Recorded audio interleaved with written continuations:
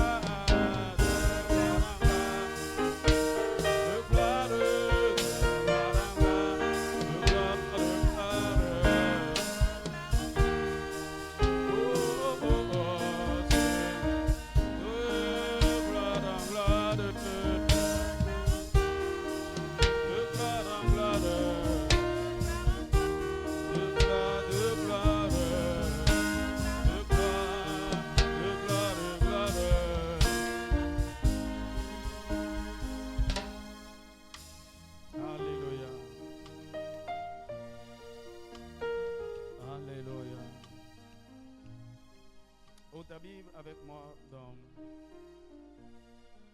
1 Corinthiens chapitre 11, verset 17.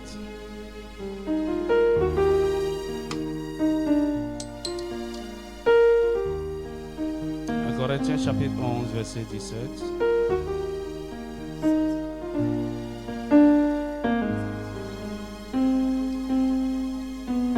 Est-ce qu'on est ensemble? En donnant cet avertissement, ce que je ne loue point, c'est que vous vous assemblez non pour devenir meilleur, mais pour devenir pire. En donnant cet avertissement, ce que je ne loue point, c'est que vous vous assemblez non pour devenir meilleur, mais pour devenir pire. Je lis ça dans Parole vivante. Puisque j'en suis aux directives concernant vos réunions, il me faut mentionner un point pour lequel je ne saurais vous féliciter. C'est que vos réunions, au lieu de vous apporter des bénédictions et de contribuer à votre progrès, tournent à votre détriment et vous font devenir pire. Aide-moi à dire à ton voisin, c'est pour devenir meilleur. Tu es devenu enfant de Dieu pour devenir meilleur. Tu es devenu citoyen de son royaume pour devenir meilleur. Tu viens dans sa maison pour l'adorer, pour devenir meilleur. Dis-moi amen. Mais le lieu qui est censé être un endroit de bénédiction, le lieu qui est censé nous apporter du progrès, nous faire avancer, comment cela tourne en notre défaveur et nous devenons pires.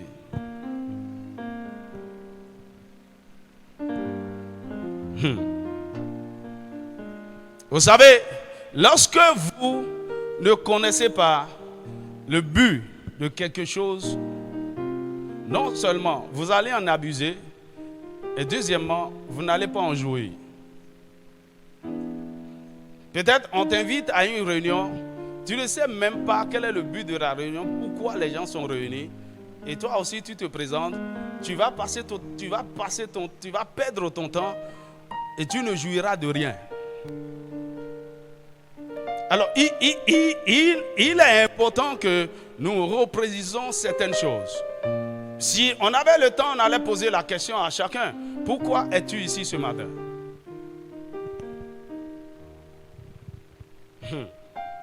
Pourquoi es-tu dans sa maison ce matin? Donc, l'une des raisons pour lesquelles, au lieu que nos rassemblements nous apportent de la bénédiction et nous fassent progresser dans la vie, nous devenons pires. L'une des raisons est que nous savons pourquoi nous nous réunissons.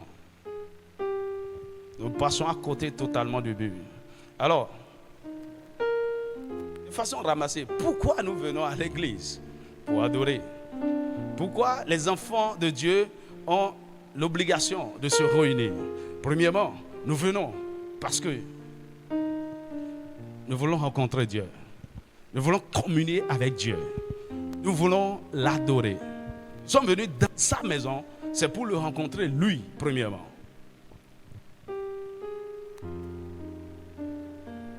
Deuxièmement, nous venons dans sa maison parce que nous voulons communier avec les frères. Il y a une bénédiction, il y a une richesse, il y a quelque chose d'extraordinaire qui participe à notre croissance, à notre maturité dans la communion fraternelle.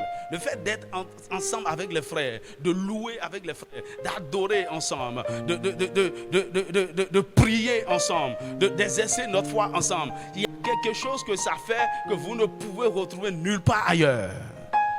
Le fait d'être dans sa présence, en train de l'adorer, ça crée une atmosphère. En fait, c'est ça le lieu de bénédiction. Ça crée une atmosphère de la présence de Dieu. Parce que lorsque vous vous réunissez en son nom, Dieu vient. Et c'est là qu'il vous bénit. Donc, le fait que tu sois avec des frères et sœurs, c'est ça même la plus grande bénédiction.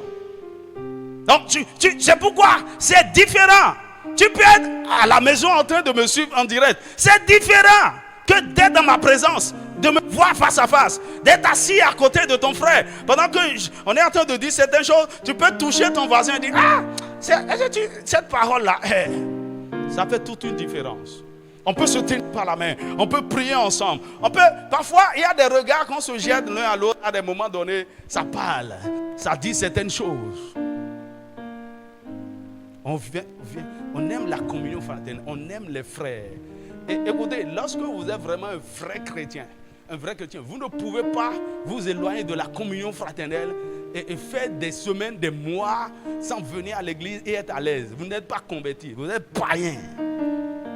Et vous n'avez pas l'esprit de Dieu. Parce que l'esprit de Dieu que nous avons reçu, c'est un esprit de communion. C'est un esprit de partage. Donc, troisièmement, nous venons dans la maison de Dieu, dans la présence de Dieu. Parce que nous savons que nous avons besoin d'être transformés. Je sais que je suis dans une condition, dans une situation où j'ai besoin de Dieu. J'ai besoin de son esprit. J'ai besoin de sa connaissance. J'ai besoin de la révélation. J'ai besoin d'être transformé. Il y a toujours quelque chose en moi qui appelle au secours de Dieu. Je veux être meilleur. Il y a des choses que j'ignore. Je suis encore victime de beaucoup de choses. Je ne comprends pas. Je vais dans sa maison pour qu'il me parle, pour qu'il me recadre, pour qu'il me repositionne. Je veux savoir comment je peux me débarrasser de cette colère. Je veux savoir comment je peux manifester l'amour. Je n'arrive pas à aimer. Je tape, je crie sur mes enfants n'importe comment. Il y a quelque chose qui se passe en moi. Cette immoralité, cette fornication. Je ne sais pas comment les gens font pour échapper à la pornographie. Avec tout, comment on est exposé. Il y a quelque chose qui me pousse dans sa... J'ai besoin de lui. La transformation.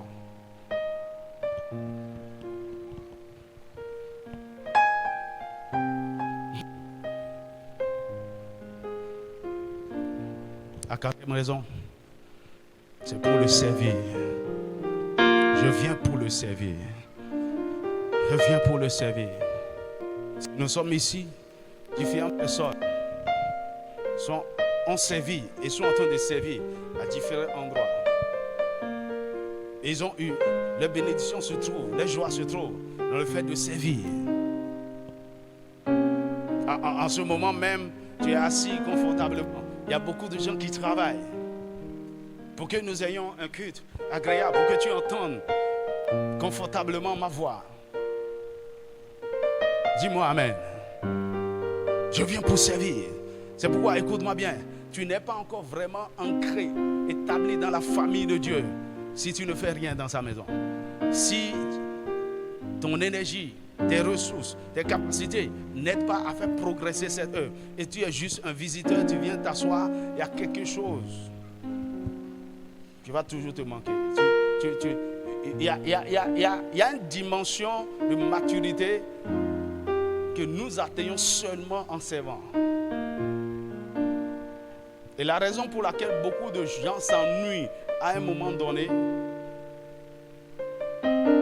par rapport à leur vie chrétienne, c'est parce qu'ils ne font rien. Donc l'oisiveté, la paresse et tout, ça. Servir. Dis-moi Amen. Dis-moi Amen. Nous sommes venus pour servir. Et la cinquième et dernière raison pour laquelle nous venons. Nous avons des besoins. Nous avons des défis. Nous avons des interrogations. Nous sommes malades. Nous sommes affligés. Dans la maison de Dieu, il est notre Père. Il s'occupe aussi de ces problèmes. Dis-moi Amen. Mais ça ne devrait pas être la raison principale pour laquelle je viens dans la maison de Dieu. Sinon, je suis passé à côté. J'ai besoin d'être guéri. Je suis malade. Je suis oppressé. Il y a une situation terrible dans mon mariage. J'ai un défi financier. Je veux aller dans la maison de Dieu. Je veux crier au secours. Et si tu es venu dans sa maison ce matin avec n'importe quel défi, le Seigneur entendra ton cri et il te délivrera. Mais si c'est la seule chose qui t'amène, tu es passé à côté. On avait une certaine réunion avec les femmes ici, on demandait aux gens pourquoi vous êtes venus. Et quelqu'un disait, je suis venu parce que j'ai des responsabilités ici. Je ne sais pas, c'est comme si on m'a poignardé dans mon responsabilité. Non, ce n'est pas quelle responsabilité. Écoute-moi bien, parce que je suis pasteur ici. Je ne suis pas venu parce que j'ai des responsabilités. Je suis venu premièrement parce que je suis venu adorer Dieu. C'est pourquoi je ne viens pas d'ailleurs en retard dans sa présence. Je suis venu parce que je veux communier avec les frères. Je suis venu, ne crois pas que parce qu'il est devant nous, il a le micro. Je suis venu, écoute-moi, ce message que de près, je suis en train de me parler à moi-même d'abord. Si ça ne travaille pas sur moi, ça ne peut pas travailler sur toi. Je suis venu parce que c'est une opportunité pour moi de servir mes frères, de servir. C'est la chose la plus importante. Si ce n'est pas le cas, vous allez venir dans la maison de Dieu et devenir pire. Elle dit quoi? Votre situation va s'aggraver. Vous allez devenir un pécheur plus gradé. Écoute-moi, je vous donne une illustration. En réalité, quand on va à l'hôpital, c'est pour être guéri. Mais vous pouviez aller à l'hôpital et ressortir plus malade.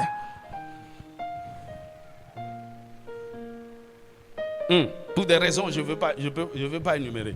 Si vous êtes coupable, vous êtes criminel, et on vous attrape, on vous met en prison. En réalité, la prison est un lieu de correction. On veut vous punir, mais au même moment, on veut vous donner du temps pour réfléchir, pour vous corriger. Et on vous donne un temps. C'est pourquoi à des moments donnés, il y a des prisonniers, lorsque vous les observez, et leur comportement, leur attitude, on croit que le but est atteint. Ceci, au lieu de 5 ans, on peut le faire sortir au bout de 2 ans. Parce que, non. Le but est le but pour lequel ce n'est pas pour te punir, non. C'est pour te corriger.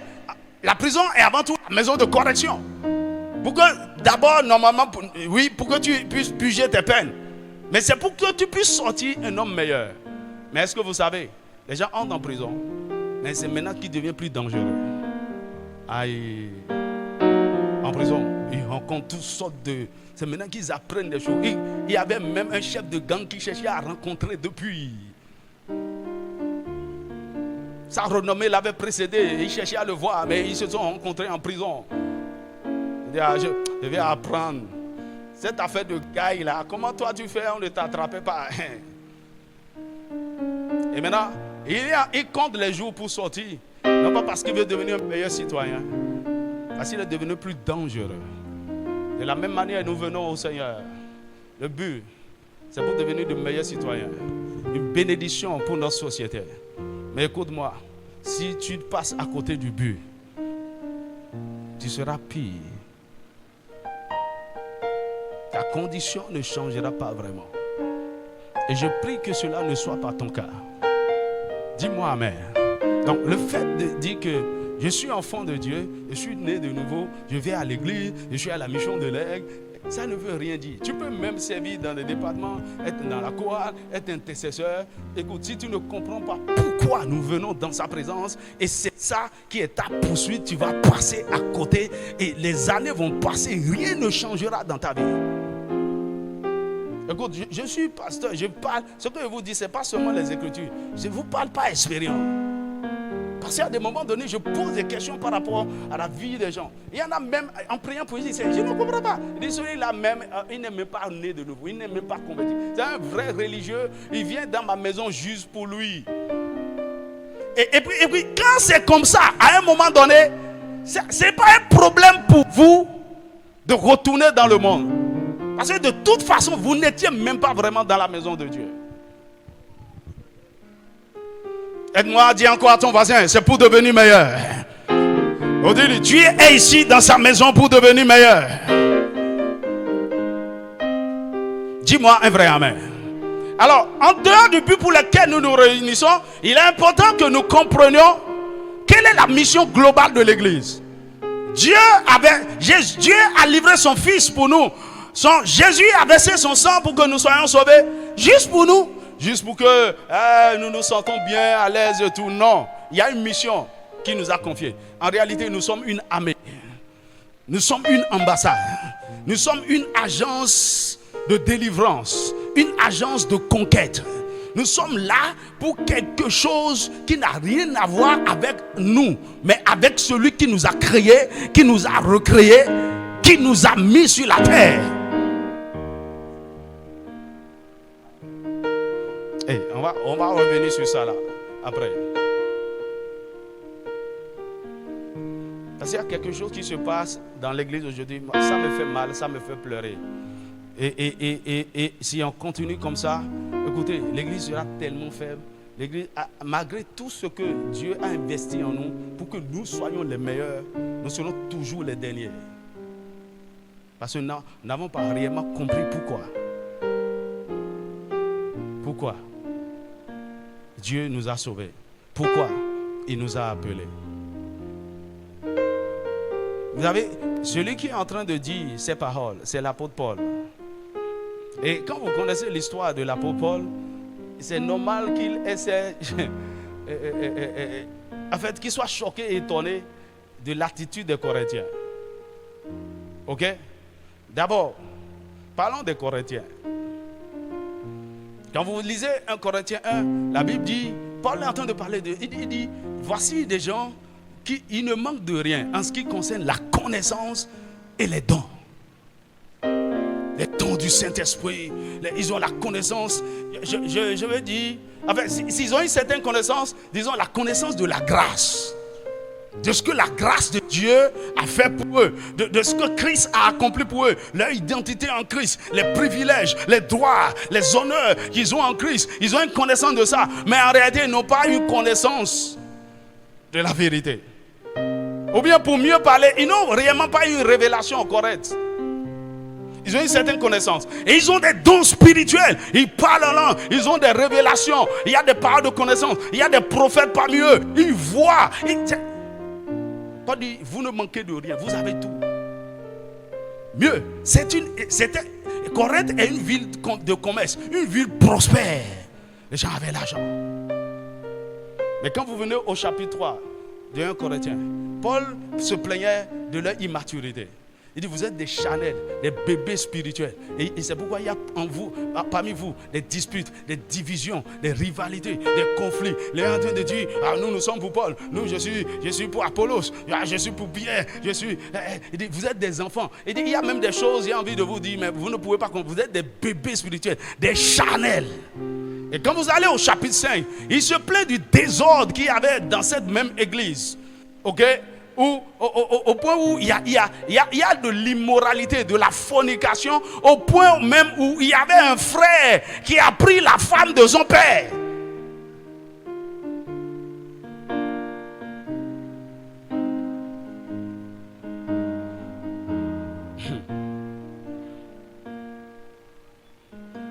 Paul leur reprochait aussi comment il s'amusait avec le corps de Christ, la Sainte Seine. Et il prenait ça sans discernement. Et les gens prenaient la Sainte Seine, au lieu que ça leur fasse du bien, ils sont malades, certains meurent. Paul dit, je ne comprends pas. Vous êtes nés de nouveau, cet esprit en vous, vous avez tout ça. Mais je vous rassemble, vous devenez pire.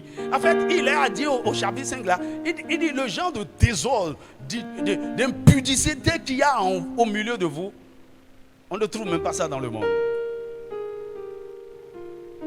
Écoute, vous pouvez devenir un calomniateur, un critique, quelque chose que vous ne connaissez pas du tout lorsque vous étiez dans le monde, parce que vous êtes devenu ami d'un faux frère, d'un païen à l'église qui est assis, qui espionne, qui critique, qui voit des choses que vous n'aviez pas. C'est peut-être même à l'église vous allez tomber sur un fornicateur et rentrer dans le péché. Mon ami, que cela ne soit pas ta portion. Ici, cela ne sera pas ainsi. Maintenant, l'apôtre Paul, il va maintenant. Il dit, je ne comprends pas. Moi, qui était, vous savez qui il était? Un blasphémateur, un homme violent, un persécuteur, un meurtrier même. Je sais comment le Seigneur m'a rencontré. Et ce que je suis devenu une meilleure personne. Mais vous là, je ne vous comprends pas. Quand Christ est en nous, c'est pour devenir meilleur. Qu'est-ce qui s'est passé?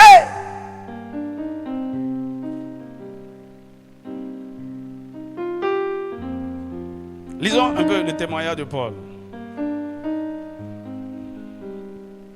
1 Timothée chapitre 1, verset 12 à 16. 1 Timothée chapitre 1, verset 12 à 16. Il dit, je rends grâce à celui qui m'a fortifié, à Jésus-Christ, notre Seigneur, de ce qu'il m'a jugé fidèle en m'établissant dans le ministère. Moi qui étais auparavant un blasphémateur, un persécuteur, un homme violent, mais j'ai obtenu miséricorde parce que j'agissais par ignorance dans l'incrédulité. C'est ce que j'étais dans le monde et ça peut se justifier.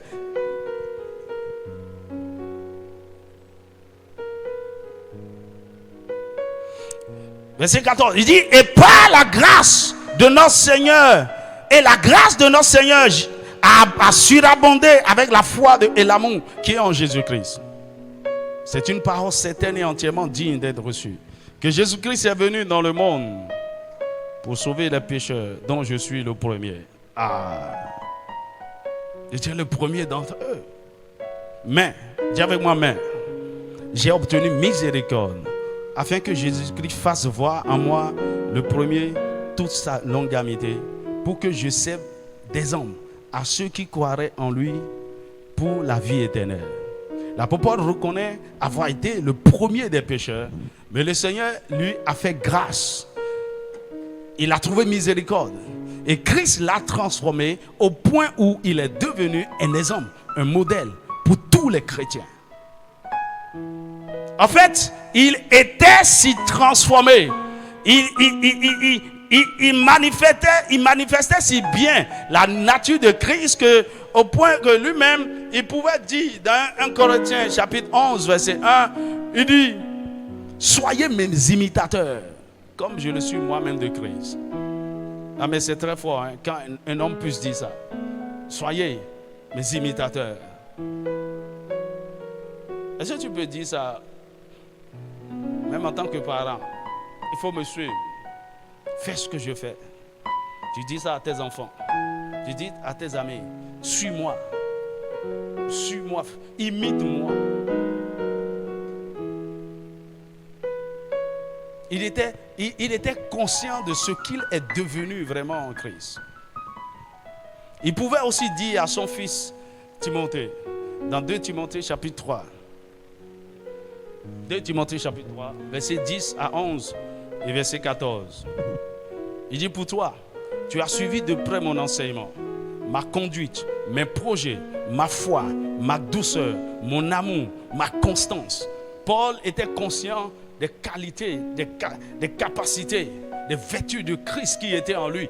Et il est en train de les citer à son fils Timothée.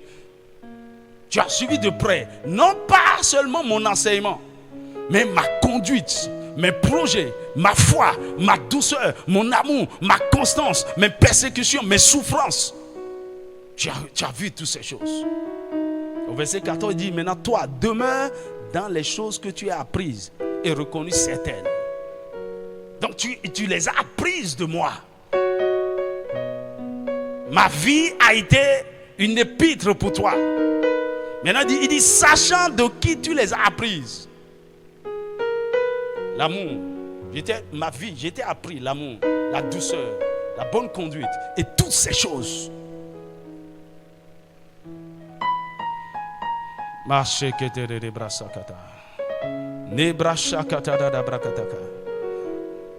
Que le Seigneur nous amène dans cette dimension. Ce n'est pas de l'orgueil. Il dit, donc toi tu es saint, non? Tu es saint. Et toi tu dis, toi tu es qui? Tout le monde est pécheur, mon ami. Il y a une certaine dimension de transformation que vous atteignez dans le Seigneur. Vous pouvez dire aux gens, suis-moi. En fait, vous n'avez même pas besoin de le dire. Il y a des gens qui vous suivent de toute façon. Ne sois pas de ces gens, ou bien ma prière que je ne sois pas ce prédicateur qui te dit fais ce que je te dis, mais ne fais pas ce que je fais. Non. Ne sois pas comme ce père qui dit à son fils, écoute-moi Junior, l'alcool nuit dangereusement à la santé. Si je te vois boire, tu vas voir. Il avait une bouteille d'alcool qui voulait le faire tomber. Mais de quoi tu es en train de parler? Je me rappelle, on était en 3e année de médecine, on faisait le cours de radiologie. Alors cet homme nous parlait des cancers du poumon. Comment reconnaître les images des cancers de poumon et tout. Il dit, mes amis, les cancers c'est dangereux. Et ce qui cause ça, c'est, il ne faut pas fumer. Je vais vous montrer l'image d'un cœur de quelqu'un qui fume, qui fait. Et il nous montre des images. Il dit, pause. Et nous allons à la pause. Cet homme sort derrière la classe. Il ouvre un paquet de cigarettes. En fait, quand je le voyais, je le regardais, ses doigts étaient noirs, ses lèvres étaient bizarres. Ce gars, c'est un fumeur. Ah, et puis, le gars dit, on ne comprend pas. Le gars il est en train de fumer. Hein. Il nous a dit que la chose tue. Mais...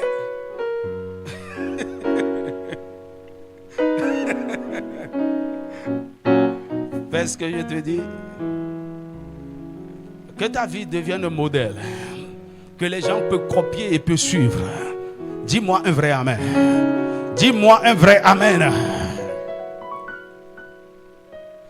Bien-aimés, comme l'apôtre Paul, nous devons savoir que chaque chrétien est né de nouveau pour devenir meilleur. Par rapport à qui il était avant sa conversion. Meilleur par rapport à son passé. Meilleur par rapport aux incroyants dans lesquels il vivait. Meilleur par rapport aux gens de sa famille. Meilleur par rapport au monde.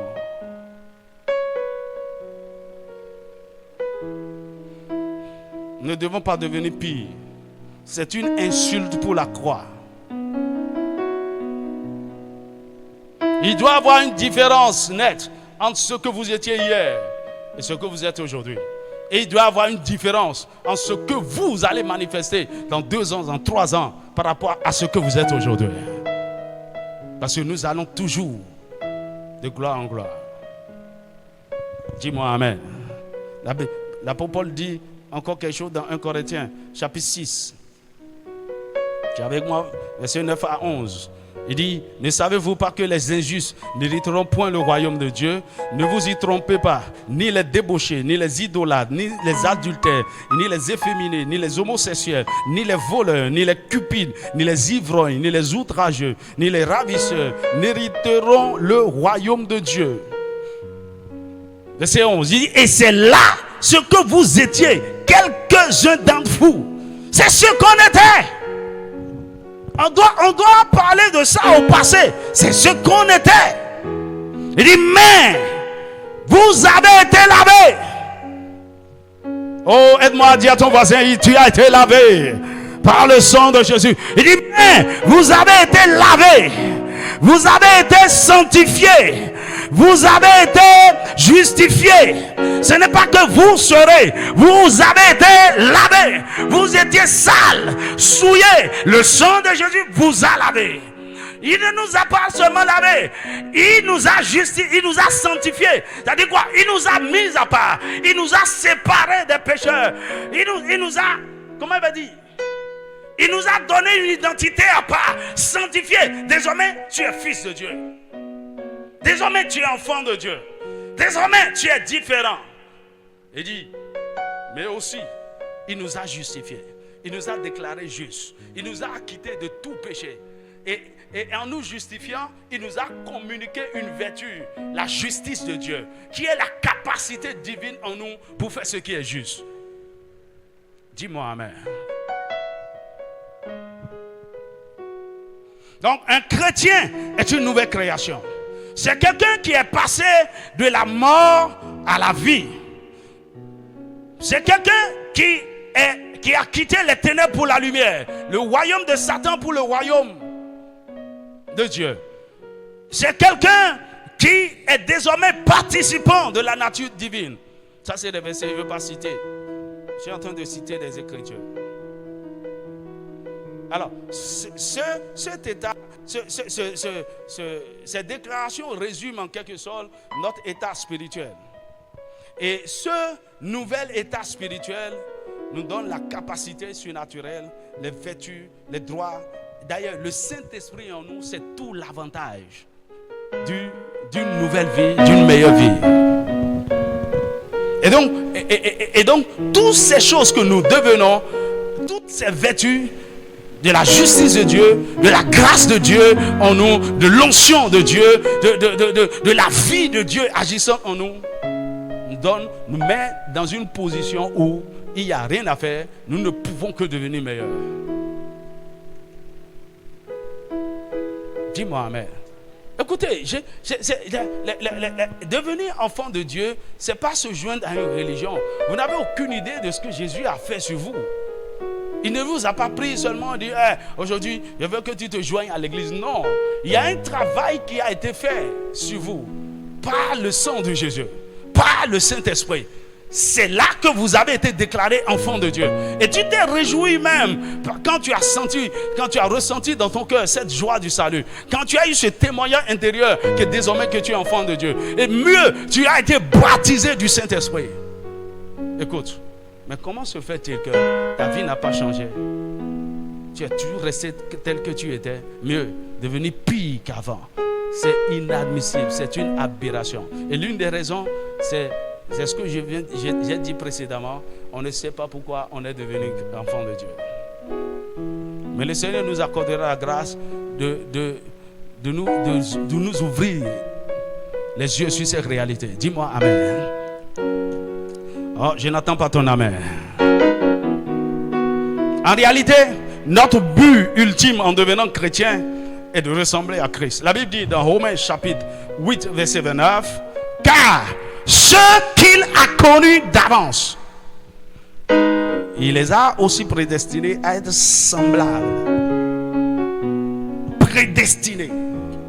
Donc destiné d'avance à être semblable à l'image de son fils, afin que son fils soit le premier-né de beaucoup de frères. Donc le but de Dieu, le plan de Dieu, c'est que nous ressemblons, nous devenons comme Jésus. Alors, devenir comme Christ, le modèle idéal, c'était ça la poursuite des premiers chrétiens. Ils manifestaient le fruit de l'esprit. Selon Galates chapitre 5, verset 22. C'est pourquoi, dans Actes chapitre 11, verset 26, les païens, ils ont appelé les disciples. Ceux-ci, ce sont des chrétiens. Vous savez, le nom chrétien, c'est pas Dieu, c'est pas Jésus, c'est pas les apôtres, non, c'est les païens qui ont donné ce nom aux chrétiens d'Antioche. Et vous ressemblez à ce Christ. Vous êtes chrétien. Chrétien veut dire semblable à Christ, comme Christ. Toute leur vie, ils ont été transformés. Mais écoutez, aujourd'hui, malheureusement, l'évangile est en train d'être dépouillé de sa substance. Quelle est la substance de l'évangile? Christ. Dis avec moi Christ. C'est-à-dire tout tourne autour de lui. C'est lui. Il nous a sauvés. Non pas pour que nous fassions ce que nous voulons, pour que nous le suivions et pour que nous devenions comme lui. Mais on ne nous montre pas que c'est ça l'essentiel. On nous dit, viens à Jésus, il va te guérir. Viens à Jésus, les sorciers vont fuir. Viens à Jésus, il va te donner un mari. Viens à Jésus. Tu vois, il y a des gens qui me voient dire, pasteur, j'ai appris qu'il y a de très belles jeunes filles dans ton église. Si je viens, est-ce que je peux en trouver? Ou bien tu vas me brancher une là.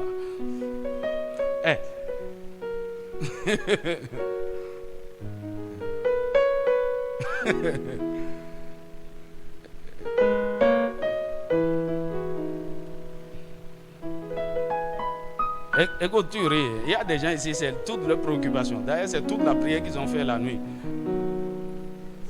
Seigneur, quand est-ce que tu veux me marier?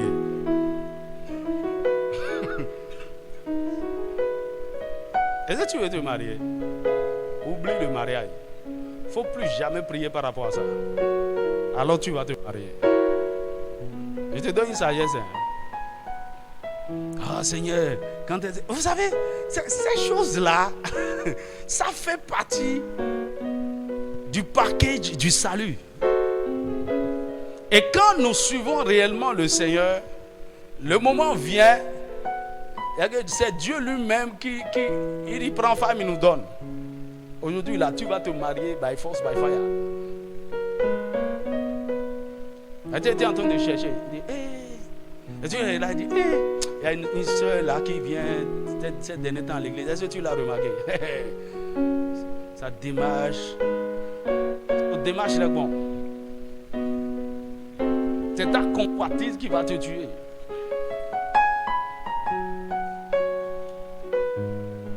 Et ça va passer sous tes yeux, quelqu'un d'autre va prendre. Parce qu'en fait, tu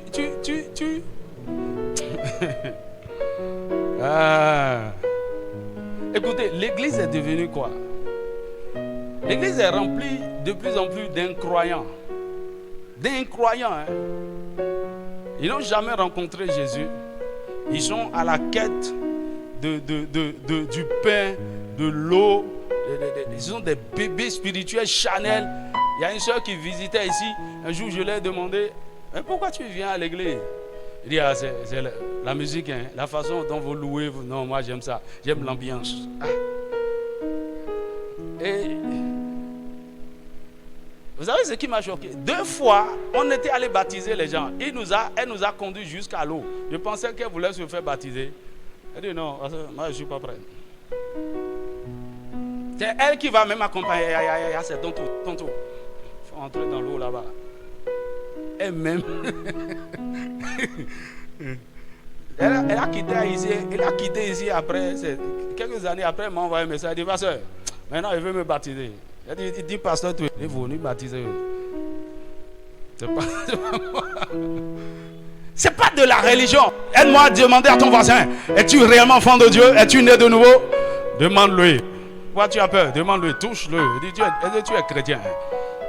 Est-ce que nous sommes frères ou bien tu es un étranger à côté de moi?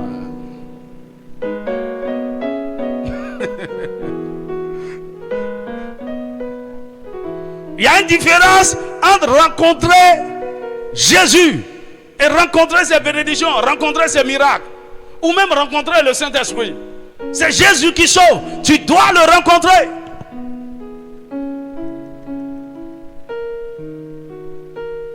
Écoutez, ma prière est que cette famille soit une famille différente. Des gens qui connaissent Dieu, qui craignent Dieu et qui marchent dans ses voies. Dis-moi amen. Donc, puisque ce que nous poursuivons au départ est déjà faussé, le matériel, l'argent, le mari, les femmes, les enfants, l'emploi, au lieu de devenir meilleurs, nous devenons pires.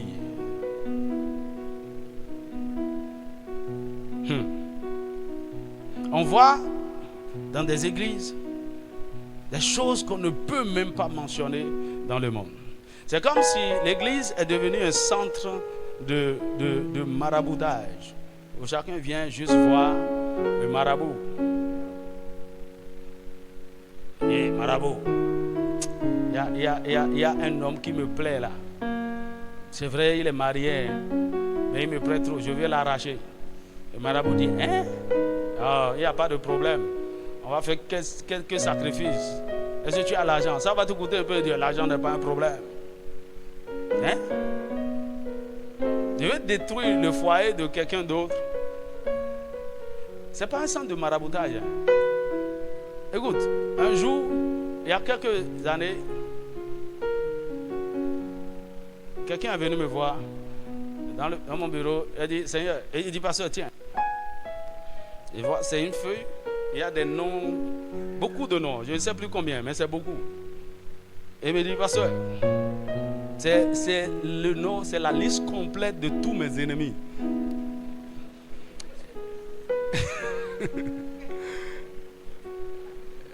Il faut qu'il meure pour que j'ai la paix. Et je lui ai demandé, maintenant, qu'est-ce que tu veux de moi? Il dit, il faut les tuer. Il a appris que si tu pries là, Dieu exauce tes prières. Il faut qu'il meure. Ah bon? Hey!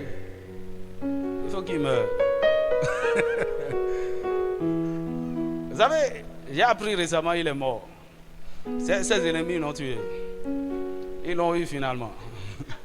Vous savez ce qui serait mieux? C'était qu'il soit vraiment ancré dans le Seigneur, qu'il grandisse dans ses voies et qu'il devienne maintenant une terreur pour ses ennemis.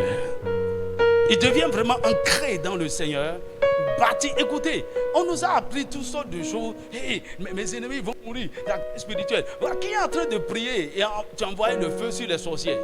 Tu vis dans le péché, dans la fornication, dans le mensonge, dans ton cœur amer, tu ne sais pas pardonner, et c'est toi qui veux tuer tes ennemis. Ils vont te finir avant.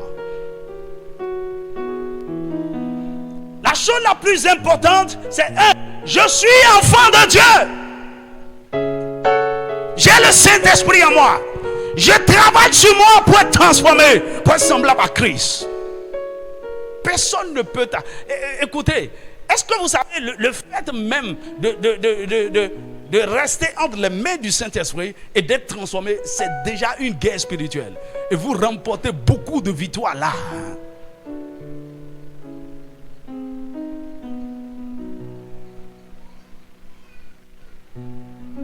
Il y a une soeur qui est venue me voir.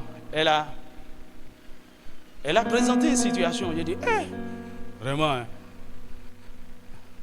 Et ça, elle a souffert beaucoup. Vraiment, elle a souffert. Elle a traversé toutes sortes de choses. Dans son mariage, ce n'était pas la peine.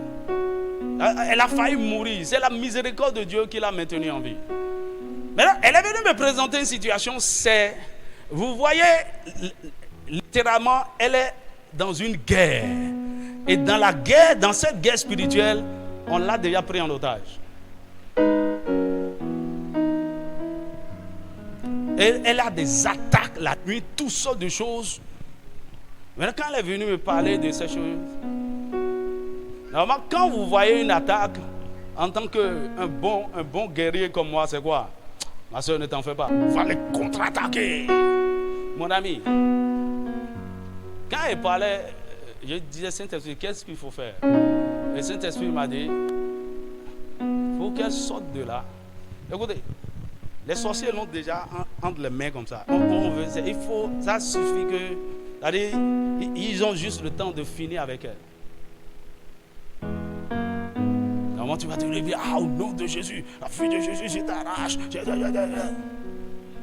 Mais je sais qu'on a pu la voir ainsi à cause des conditions actuelles de son cœur. Le Seigneur a dit, enseigne-la à marcher dans l'amour, elle sera délivrée. Maintenant, écoute, je ne lui ai pas dit de marcher dans l'amour. Elle ne peut même pas comprendre, elle va se révolter même comme ça. Son cœur, elle a été tellement blessée, elle est devenue amère, elle a un cœur de vengeance, elle veut.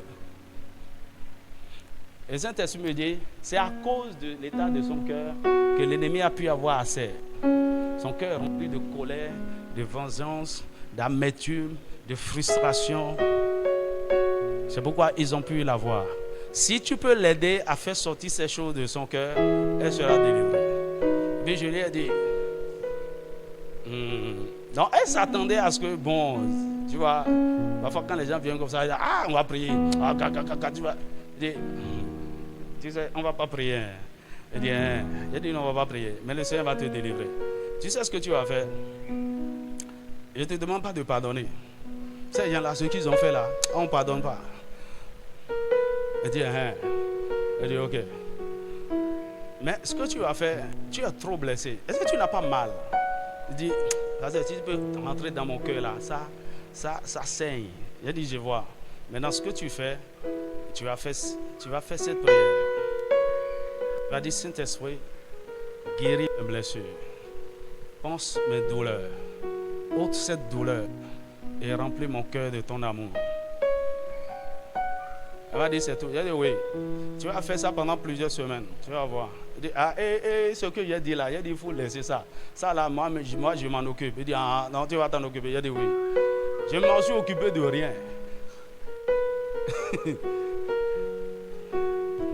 Il a dit fais cette prière. J'ai dit non, c'est une prière qui marche. Il ne faut pas regarder tout ce qui se passe. Dis Seigneur, guéris mon cœur malade, adoucis mon cœur, pense mes douleurs et remplis mon cœur de ton amour. C'est tout. Et elle a fait ça. Et effectivement, jour après jour, elle est revenue me voir plusieurs semaines ou mois après. Et puis quand je la vois, elle dit, j'espère qu'elle fait ce que je dis.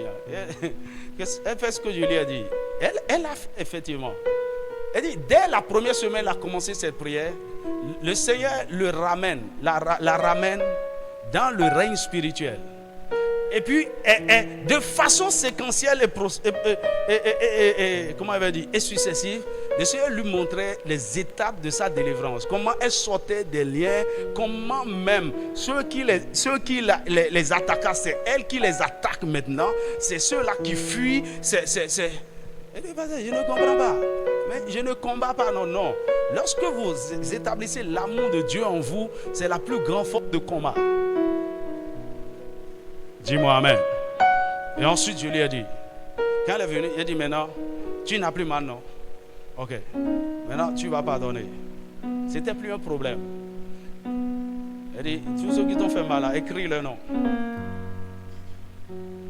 Je pardonne à tel, je pardonne à tel. Fais-le. Ça peut sembler que rien ne se passe. Continue de le faire. Lorsque le pardon sera vraiment construit dans ton cœur, tu vas voir, à un moment donné, en pensant à ce qu'on t'a fait, en le voyant, tu n'as plus mal. Vas-y, fais ça. Et le Seigneur lui a encore donné d'autres victoires. On n'a jamais fait une guerre spirituelle. Ce dont il avait besoin, c'est de développer le cœur de Dieu.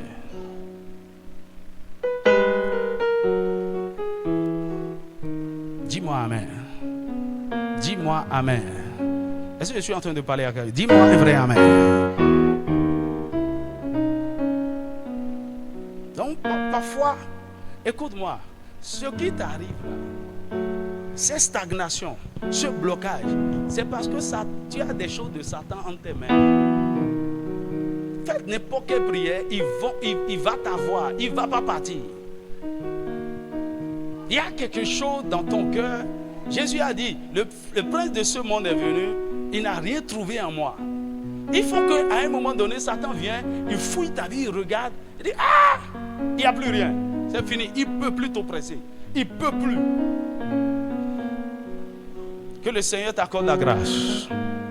Les choses qui appartiennent à Satan, tu continues d'entretenir. Écoute-moi bien. Surtout quand ceux qui sont, tu es dans les péchés sexuels, tu es dans le mensonge.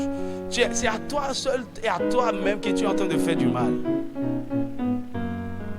Parce que moi dit, je ne comprends pas pourquoi les portes sont fermées, les choses sont bloquées. Parfois Dieu retarde certaines choses pour que nous prenions vraiment la résolution de changer certaines choses.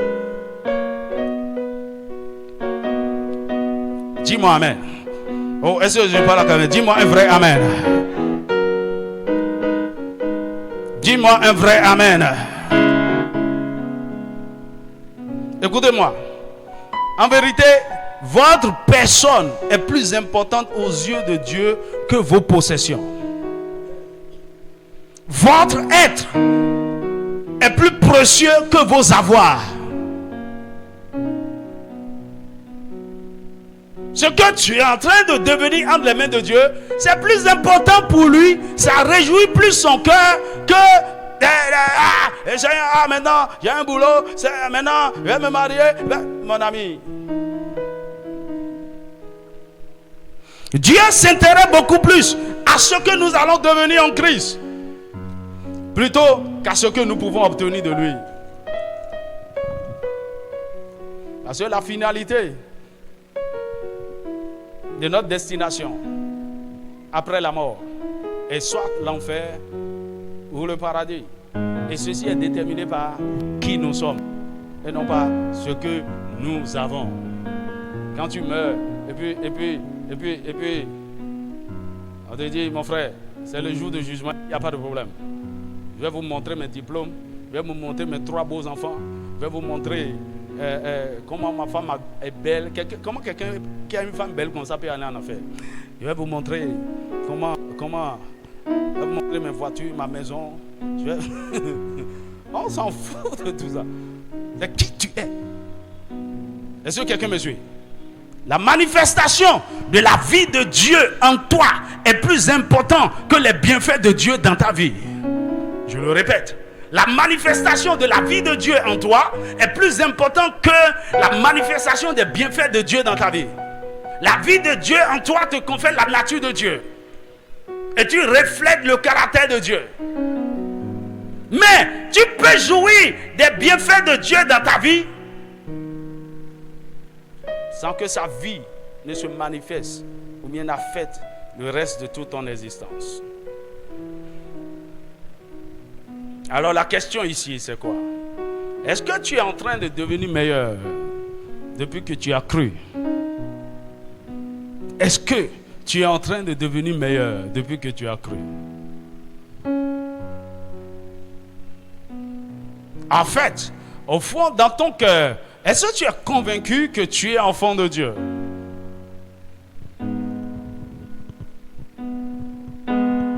Quelle est réellement ta motivation en te joignant à l'église? Maintenant écoutez, plus vous vous préoccupez de comment vous allez ressembler à Christ, comment vous allez plaire à Dieu, comment vous serez un modèle pour les autres, plus le Seigneur va vous accorder des choses que vous ne pouvez même pas gérer. Dis-moi amen.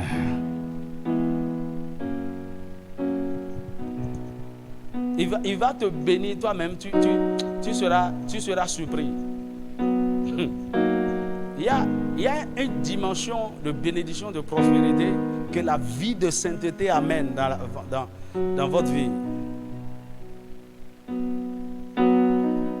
Et je le répète, vous n'avez pas besoin de poursuivre les choses.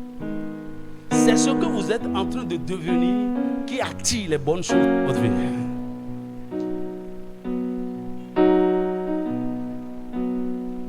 Est-ce que quelqu'un me suit? Jeune fille, tu es là en train de dire, oh, bientôt j'aurai 36 ans. Qu'un homme ne me regarde même. On dirait que vraiment, fille, non, j'ai dit, vraiment, il faut que je prenne les choses. Mon ami, le jour, la raison pour laquelle aucun homme de calcul, c'est Dieu même qui dit, faut que même, il a mis même un voile sur toi. Le jour où tu vas travailler sur toi, parce qu'en disant même ça là, tu ne sais même pas bien préparer. Tu es paresseuse comme n'importe quoi. En matière de caractère, en matière de langage, tu ne sais même pas parler aux gens. Tu es arrogant. Il n'y a aucune humilité. Le jour où tu vas oublier le mariage et commencer par travailler sur ces choses, tu seras embarrassé. Et tu viendras voir le pasteur et dire, ah, parce que je ne comprends pas. Cette semaine, c'est 5 frères qui m'ont parlé. Je vais choisir quoi dedans? Et dire, aide-moi à dire à ton voisin, arrête de poursuivre les choses. Donc, il y a une version, une meilleure version de vous que vous allez manifester et ça attire les choses.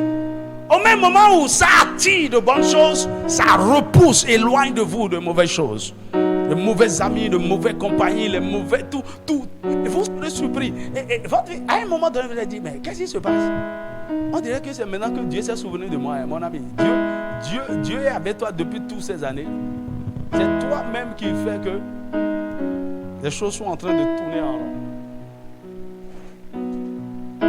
Prends la résolution aujourd'hui. Seigneur, je mets tout ceci à tes pieds. D'abord, pour être transformé, pour devenir meilleur, il faut être conscient de ton état actuel.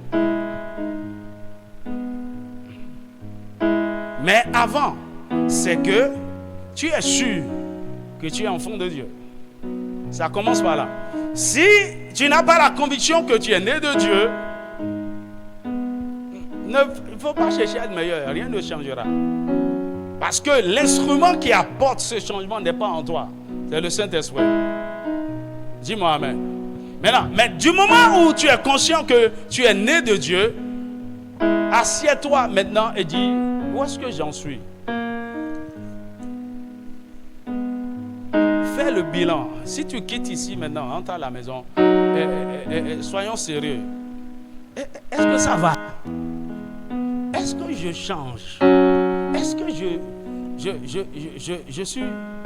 je suis transformé?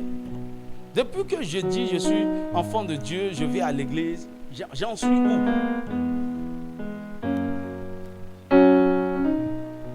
Au niveau de mon cœur, je n'arrive pas à pardonner, je n'arrive pas à aimer les gens. C'est toujours pareil.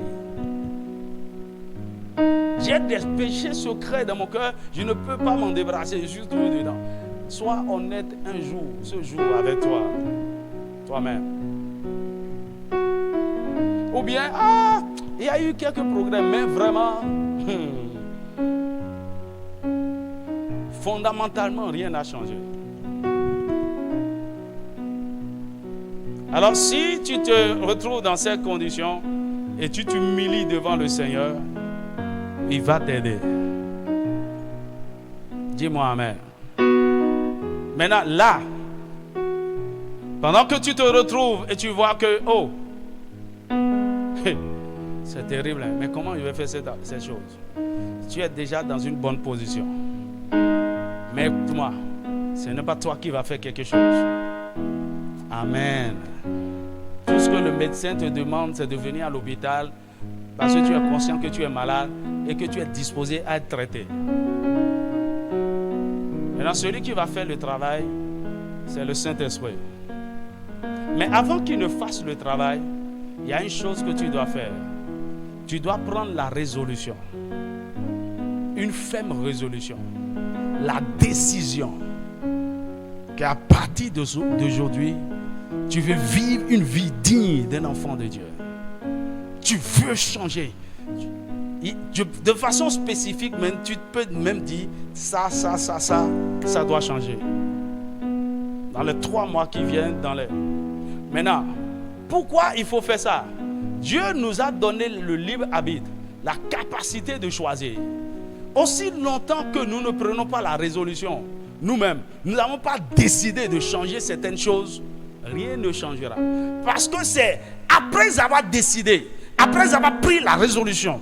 La Bible dit dans Ésaïe chapitre 26, verset 3, il dit: à tes résolutions répondra le succès. Tu t'assieds toi-même et tu prends la résolution. Aujourd'hui, il faut que ça change. Cette colère, il faut que ça quitte. Cette affaire de tout le temps, je suis dans la masturbation, il faut que ça s'arrête aujourd'hui. Et je suis prêt à tout faire. Je suis prêt même à aller me confesser, à aller crier au secours. C'est quand tu fais ça que le Saint-Esprit maintenant te prend en charge. C'est quand tu fais ça que la grâce de Dieu arrive. Pour certains d'entre vous, votre transformation va venir du fait que vous irez même faire certaines confessions. Et je ne t'envoie pas vers n'importe qui. Est-ce que quelqu'un me suit? Est-ce que quelqu'un me suit? Je suis en train de parler à quelqu'un. Tu dois te lever ici. Venir voir le pasteur assistant et dire: je veux parler. Tu n'es pas obligé de venir me voir. Donc ça, c'est la bonne résolution. Seigneur, je veux sortir de là. Il y a telle chose, je suis dedans depuis des années. Oh, Satan est exposé. Dis-moi amen. Et le reste, humilie-toi, répands-toi.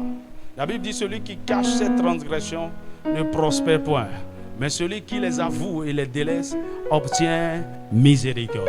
Implore la miséricorde de Dieu, il va t'aider, il va te relever. Maintenant, il y a une chose que tu vas faire, c'est d'embrasser la justice. La transformation, ça suit un chemin, c'est le chemin de la maturité.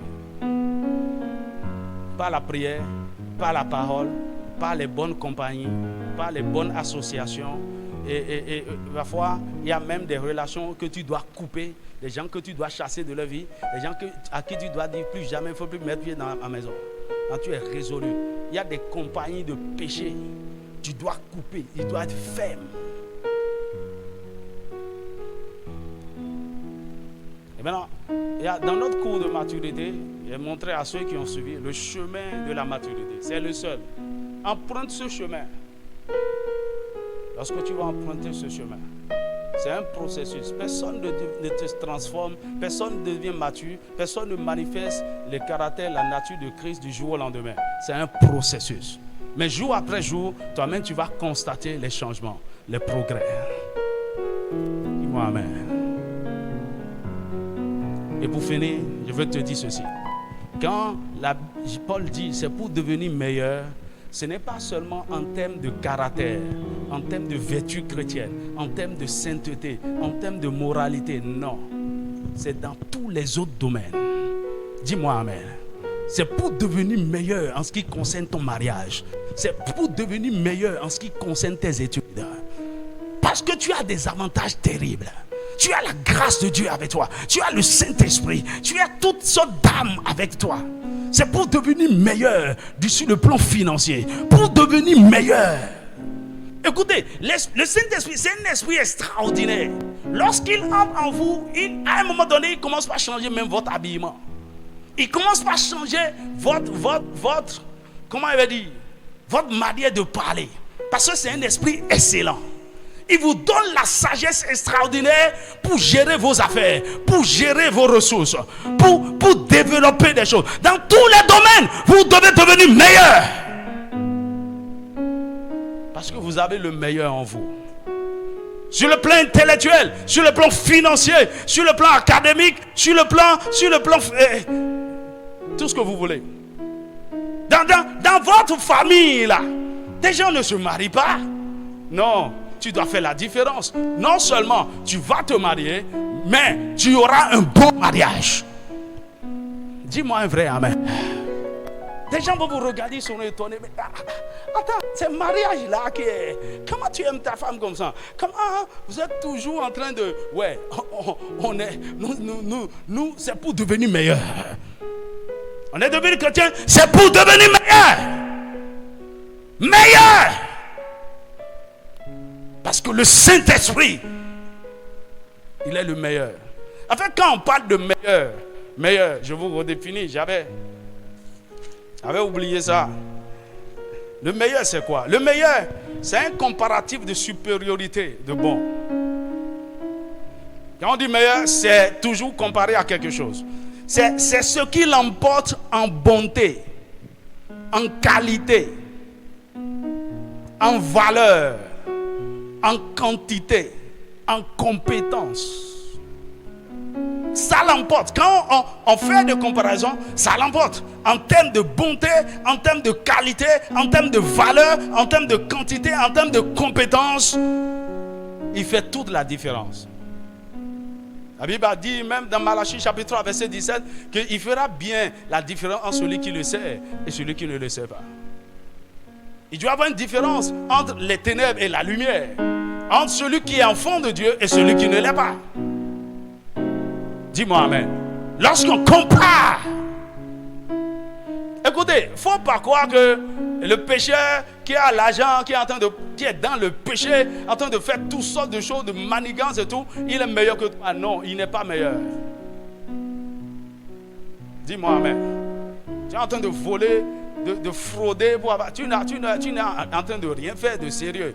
Ça, c'est des bénédictions qui s'accompagnent de beaucoup de chagrin. Ok? Mais la vraie bénédiction, ça se trouve avec les enfants de Dieu. Ce que gênait même le Saint-Esprit.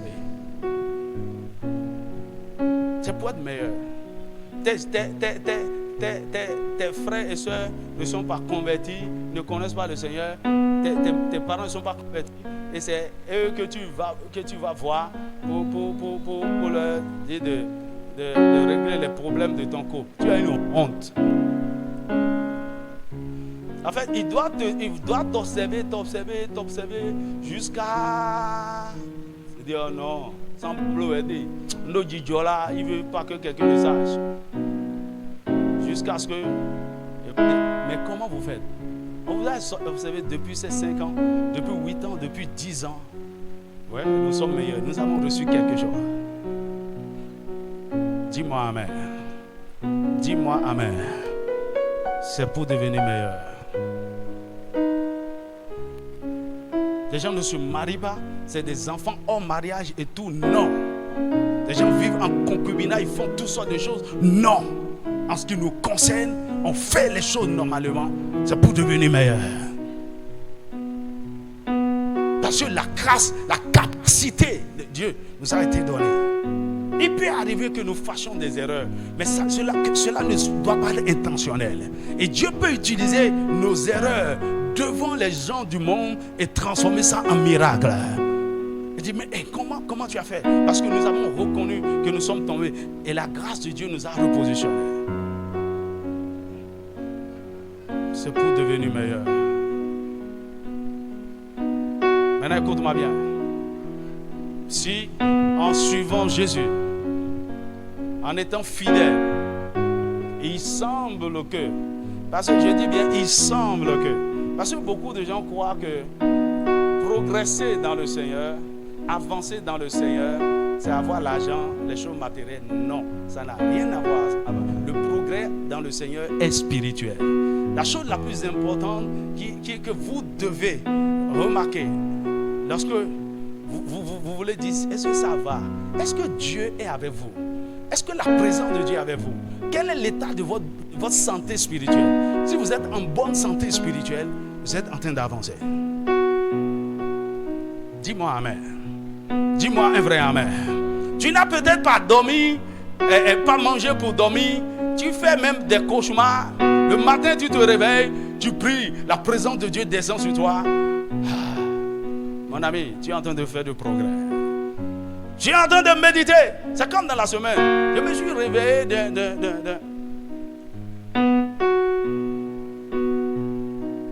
Je me rappelle même plus de... Enfin, je savais que j'étais dans un pays. J'étais dans une bataille, je luttais dans le sommeil. Et quand je me suis réveillé, il dit, je t'envoie cette année, tu dois aller dans cette nation, me bâtir un hôtel. Oh. Vous savez, j'avais certaines interrogations dans mon cœur. Quand j'ai entendu ça, j'ai dit, oh, Seigneur, non, j'ai dit, tout va bien nous alors. Tout va bien.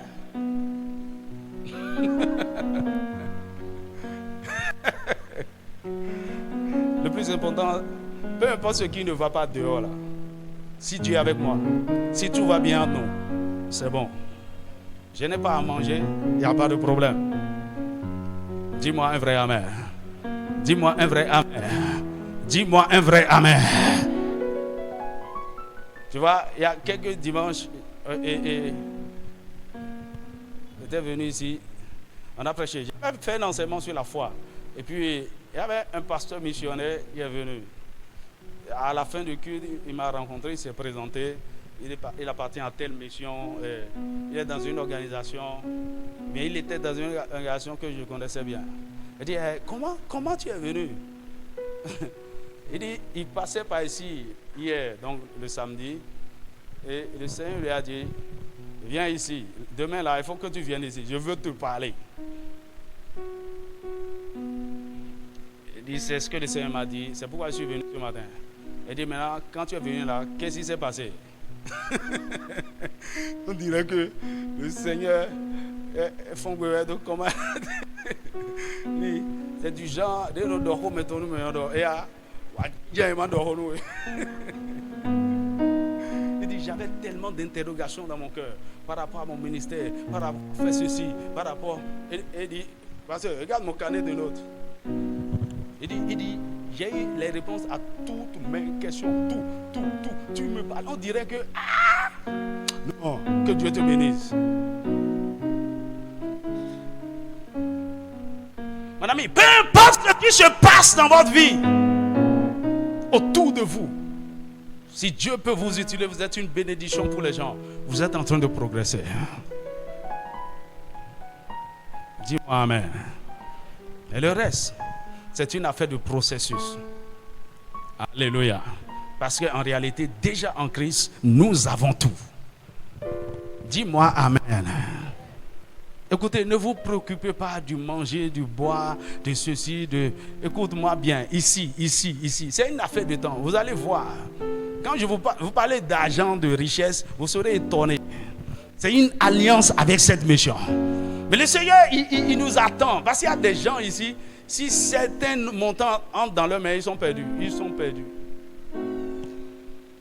Il y a un travail que le Seigneur est en train de faire sur nous, en nous, avec nous, pour nous préparer, pour contenir la gloire qui veut déverser. Aide-moi à dire à ton voisin, c'est pour devenir meilleur. Mets ta main droite sur ton cœur. Aujourd'hui, j'ai pris la résolution de devenir meilleur. Je ne viens pas au Seigneur là où j'ai tous les avantages pour devenir pire. Non, c'est pour devenir meilleur.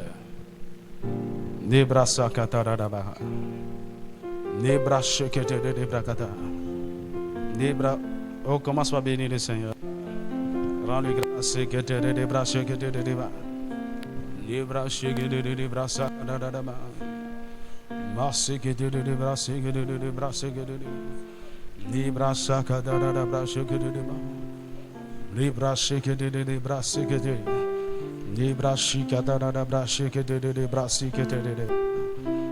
Oh, bénis le Seigneur. Si tu es ici, tu n'as pas encore rencontré Jésus. C'est le moment pour toi de lui ouvrir ton cœur, de l'inviter dans ta vie. Il va te rencontrer.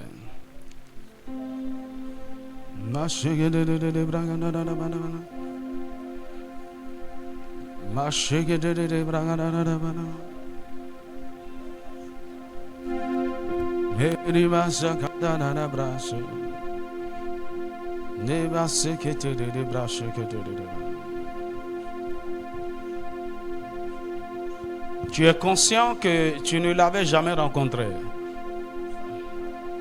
Dis Seigneur, je t'ouvre mon cœur ce matin. Entre dans mon cœur. Entre dans mon cœur.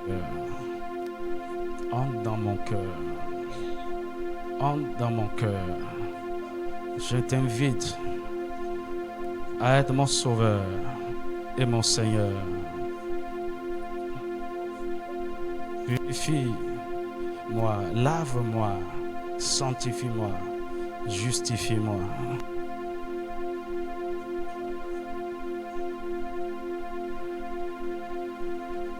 Introduis-moi dans ton royaume. Fais-moi don de ton esprit.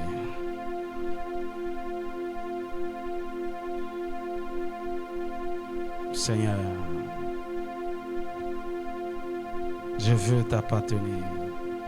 Je veux te suivre. Je veux te servir durant tous les jours de ma vie.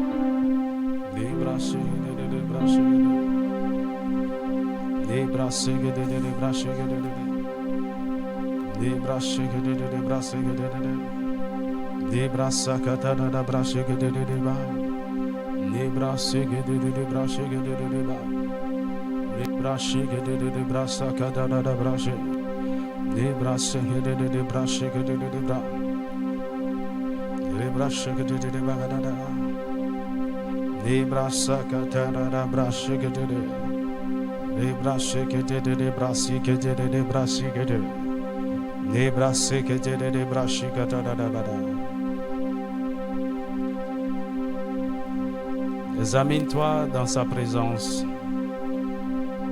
Dis Seigneur, je t'ouvre mon cœur. Je t'ouvre mon cœur. À partir de ce jour,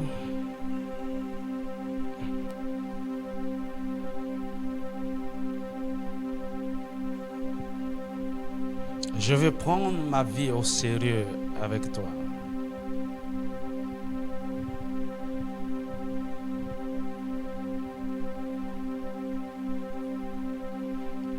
Seigneur, aide-moi à prendre conscience de mon état spirituel, de mon état moral réel. Vous savez, le diable peut vous séduire. Vous êtes dans l'erreur, dans toutes sortes de... Il vous a séduit et vous mentez à vous-même. Beaucoup de gens sont comme ça. Seigneur, délivre-moi de toute forme de séduction. Révèle-moi où j'en suis avec toi.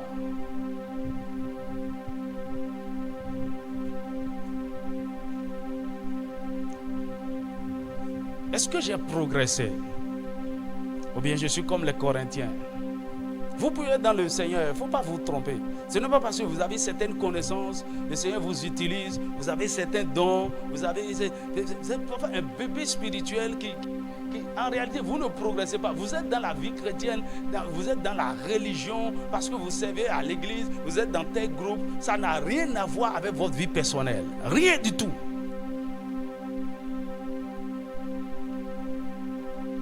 Seigneur, délivre-moi de la séduction. Délivre-moi de la séduction.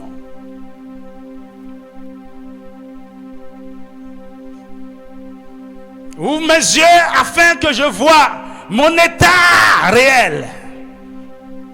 Je vais arrêter de me mentir à moi-même.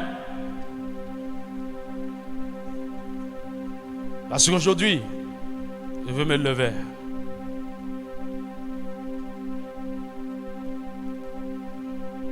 Je dois devenir meilleur. J'ai longtemps joué à la religion. J'ai longtemps joué à l'hypocrisie. Faire semblant. Le fait d'être ensemble avec les frères. Parfois, le fait même d'être proche de moi, ça ne veut rien dire. Dieu nous voit individuellement et nous juge individuellement.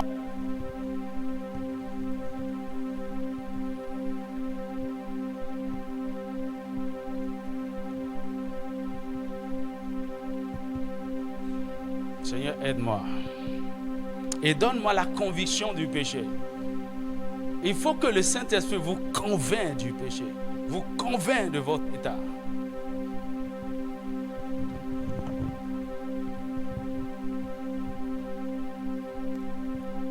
Seigneur, accorde-moi aussi la grâce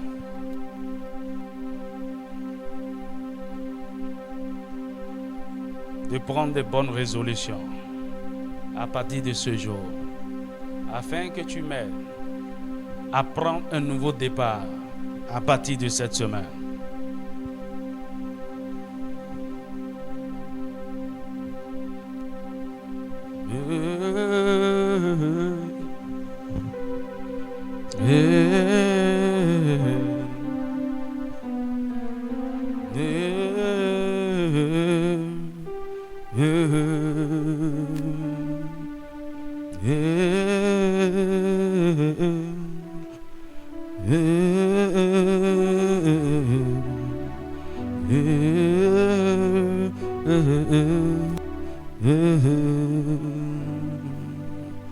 Seigneur, aide-moi à partir de ce jour à commencer par marcher dans une nouveauté de vie.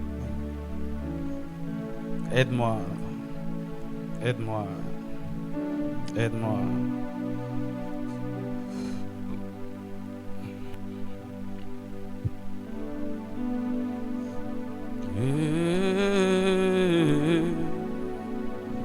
Le Seigneur t'a sauvé pour que tu sois meilleur. Le Seigneur t'a sauvé pour que tu deviennes après un modèle. Le Seigneur t'a sauvé pour que tu puisses dire à des multitudes demain, suivez-moi, imitez-moi. Oh, oh, oh, oh, oh. Et dans tout ce qui te concerne, oh, oh, oh, oh, oh, oh.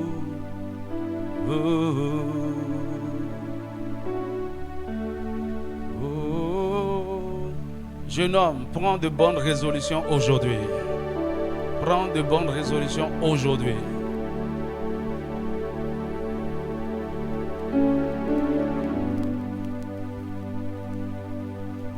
Quand j'étais jeune, je disais, je ne coucherai jamais avec une femme jusqu'à ce que je me marie. Et c'est ce qui a été fait. Non pas parce que j'ai... Ça, c'est la grâce de Dieu. Mais c'est une résolution que j'ai prise. Ce n'est pas parce qu'il n'y a pas eu des opportunités.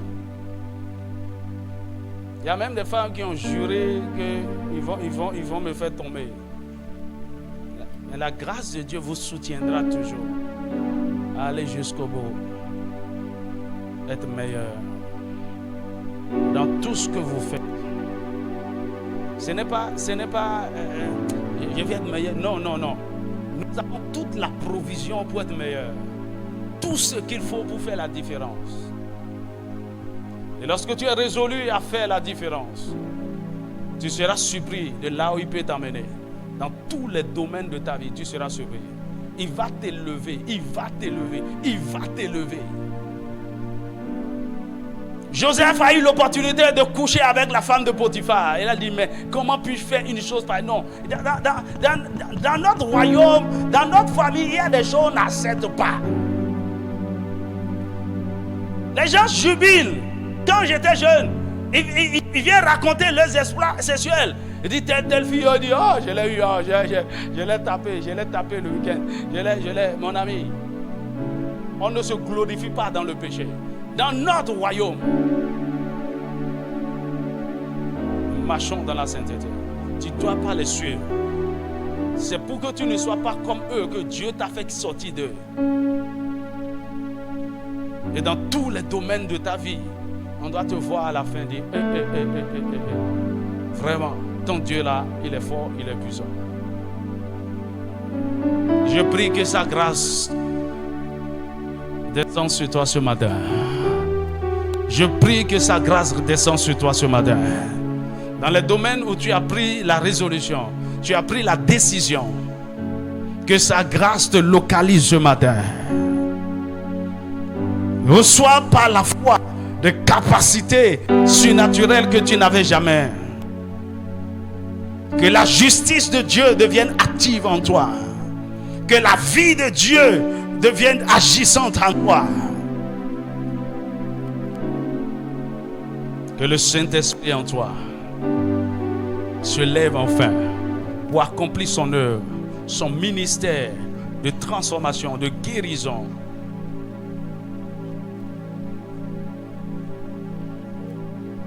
Sa grâce repose sur toi. Oh, bientôt l'histoire va changer. Bientôt tu vas raconter ton histoire comme Paul. Moi qui étais, voici ce que je suis devenu. Par la grâce de Dieu. Par la grâce de Dieu. Moi qui n'arrivais même pas à manger. Voici. Je gère tous ces orphelins. Je m'occupe de tous ces veuves. Voici. Oh, ce n'est que ta grâce. Oui, par ta grâce. Fais une seule prière maintenant, Seigneur, ta grâce.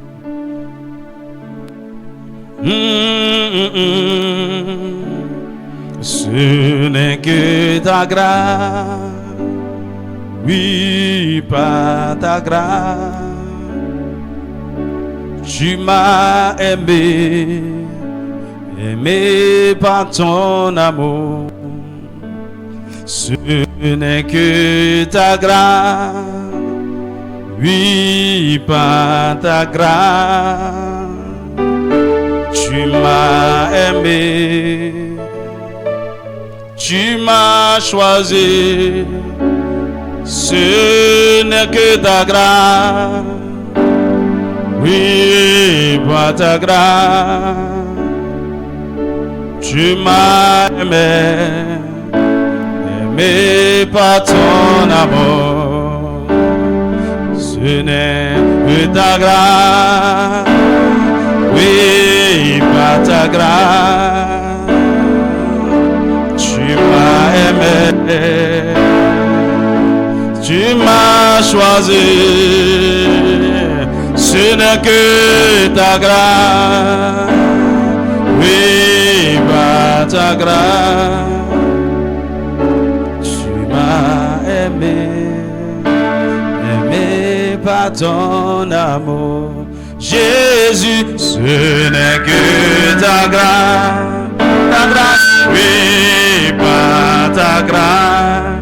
Par ta grâce, tu m'as aimé. Tu m'as choisi. Ce n'est que ta grâce. Oui, par ta grâce. Tu m'as aimé par ton amour. Jésus, ce n'est que ta grâce. Oh, oui, par ta grâce. Tu m'as aimé,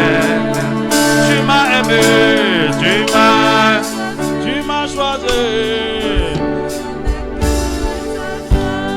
Oh, oh, oui, par ta grâce. Chante au chant avec moi. Tu es en train d'inviter la grâce de Dieu. La grâce de Dieu va te porter, te sauter. Oh, Seigneur, ta grâce, oui, ta grâce. Ta grâce, tu m'as aimé, tu m'as choisi. Oh, oh,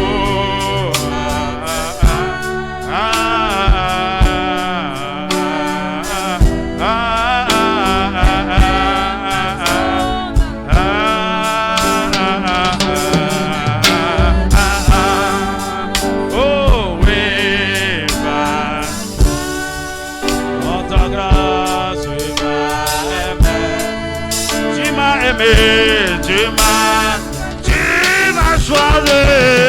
Ce n'est que ta grâce. Oh oui, par ta grâce, tu m'as aimé par ton. Oh Jésus, ce n'est que ta grâce, oui.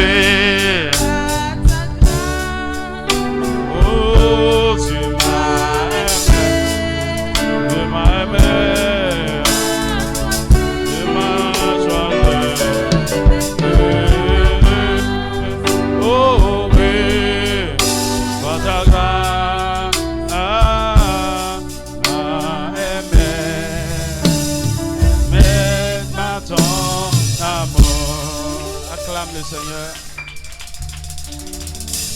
Acclame le Seigneur.